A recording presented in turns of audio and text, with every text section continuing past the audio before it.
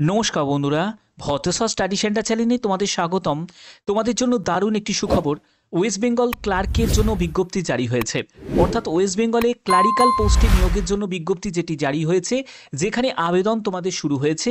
প্রত্যেকে আবেদন করতে পারো, একজন পুরুষ প্রার্থী হোক বা মহিলা প্রার্থী হোক, প্রত্যেকে আবেদন করতে পারবে। এবং এখানে আবেদনের শেষ তারিখ হচ্ছে 4 জুলাই 2025। প্রত্যেকে আবেদন করতে পারো। সম্পূর্ণ ডিটেলস ইনফরমেশন এই ভিডিওর মাধ্যমে থাকছে, অবশ্যই ভিডিওটাকে শেষ পর্যন্ত দেখো। খুবই গুরুত্বপূর্ণ একটি আপডেট তোমাদের কাছে দিতে চলেছি। তো চলো মূল পিডিএফে চলে যাচ্ছি, কিন্তু তার আগে যেহেতু আমি জিকে প্রোগ্রাম শুরু করেছি, প্রত্যেক ভিডিওতে একটি করে জিকে প্রশ্ন থাকবে। তো আজকের জিকে প্রশ্ন, কার রাজত্বকালে নালন্দা বিশ্ববিদ্যালয় নির্মিত হয়? কার রাজত্বকালে নালন্দা বিশ্ববিদ্যালয় নির্মিত হয়? Option A Chandragupta 1, option B Kumaragupta 1, option C Samudragupta, option D Skandagupta. এর সঠিক উত্তর অবশ্যই তোমরা প্রত্যেকে কমেন্টে জানাবে।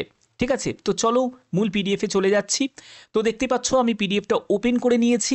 সম্পূর্ণ তোমাদের পশ্চিমবঙ্গের মধ্যেই তোমাদের পোস্টিং হবে, এবং যে পোস্টে তোমাদের নিয়োগ করা হচ্ছে সেটা হলো ক্লারিক্যাল পোস্টে তোমাদের নিয়োগ করা হচ্ছে।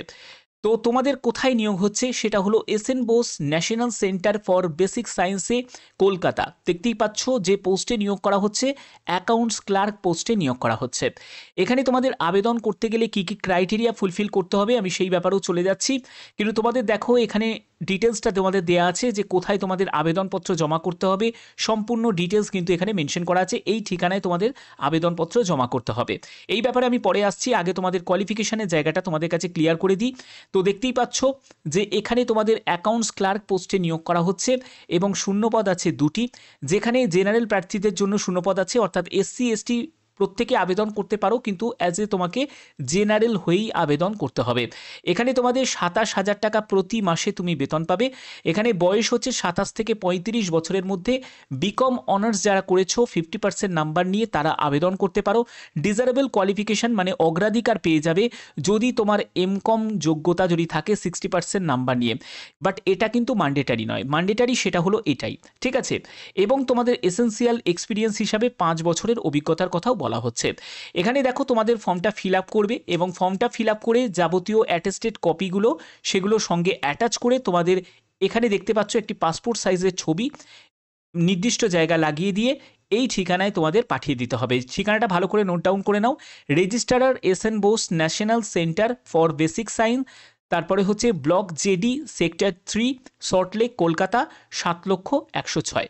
তো এই যে ঠিকানাটা তোমরা দেখতে পাচ্ছ, এই ঠিকানায় তোমাদের 4 জুলাই 2025-এর মধ্যে তোমাকে পাঠাতে হবে। এবং অবশ্যই তোমরা খামের ওপর লিখবে application for the post of accounts clerk. এই পোস্টে তোমাদের নিয়োগ করা হচ্ছে। এখানে তোমাদের ইনকমপ্লিট অ্যাপ্লিকেশন হলে সেই আবেদন কিন্তু রিজেক্ট হয়ে যাবে। এছাড়া তোমরা এই লিঙ্ক থেকেও তোমরা যে ফর্মটা তোমরা ডাউনলোড করে নিতে পারবে, নোটিফিকেশনটাও তোমরা ডাউনলোড করে নিতে পারবে।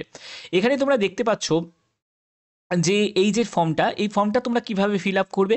দেখো প্রথমে তোমাদের যে পোস্টে তুমি আবেদন করছো সেই পোস্টের নাম মানে অ্যাকাউন্টস ক্লার্ক পোস্টার নাম লিখতে হবে। যে আবেদন করছো তার নাম এখানে দেখবে, তারপরে অ্যাড্রেসের সম্পূর্ণ ডিটেলস লিখবে, টেলিফোন নাম্বার, মেল আইডি অবশ্যই লাগবে। তারপরে পার্মানেন্ট অ্যাড্রেস আর কমিউনিকেশন অ্যাড্রেস দুটোই যদি সেম হয়ে থাকে তাহলে এখানে ডু বলে লিখে দিতে পারো। ওকে, তারপরে ডেট অফ বার্থ দেবে, তারপরে প্রেজেন্ট পোস্ট মানে তুমি বর্তমানে যদি কোনো পোস্টে যদি কাজ করো তাহলে সেই পোস্টের নামটা তোমাকে উল্লেখ করতে হবে। তোমার এডুকেশন কোয়ালিফিকেশান, প্রফেশনাল কোয়ালিফিকেশান সম্পূর্ণ তোমাদের এখানে দেখো। তোমাদের এমপ্লয়মেন্ট ডিটেলসের যে অর্ডারগুলো দেওয়া আছে সেগুলো তোমাদের এখানে ফিল করতে হবে, এবং তোমাদেরকে প্রেজেন্ট পে দিতে হবে, তারপরে ডেট অফ অ্যাপয়েন্টমেন্ট, তো এইগুলো তোমাকে এখানে দিতে হবে। এবং এগুলো হচ্ছে যারা এমপ্লয়ি তাদের জন্য। এবং এসসি এসটি ওবিসি ক্যাটাগরি থেকে যদি বিলং করে থাকো তাহলে সেটাও তুমি এখানে মেনশন করবে, এবং তোমাকে 200 ওয়ার্ডসের মধ্যে তোমার প্রেজেন্ট ডিউটি এবং রেসপন্সিবিলিটি সম্পর্কে তোমাকে এখানে ডেসক্রাইব করতে হবে। ঠিক আছে, 200 শব্দের মধ্যেই কিন্তু করতে হবে। এরপরে তোমাকে এখানে তোমার নাম এখানে লিখবে, ক্যাপিটালে লিখবে, এবং এখানে সই করবে, ডেট দেবে এবং প্লেস দেবে। অবশ্যই যে ডেটে তুমি অ্যাপ্লিকেশন ফর্মটা জমা করছো সেই ডেটটাই কিন্তু মেনশন করবে। ওকে, তো এই ফর্মের যে পিডিএফটা তোমরা কোথা থেকে পাবে, কিভাবে ডাউনলোড করবে আমি সেটাও তোমাদের দেখিয়ে দিচ্ছি। দেখো এটা তোমাদের কন্ট্রাক্ট ভিত্তিতে একটা নিয়োগ করা হচ্ছে। তোমরা অবশ্যই আবেদন করতে পারো।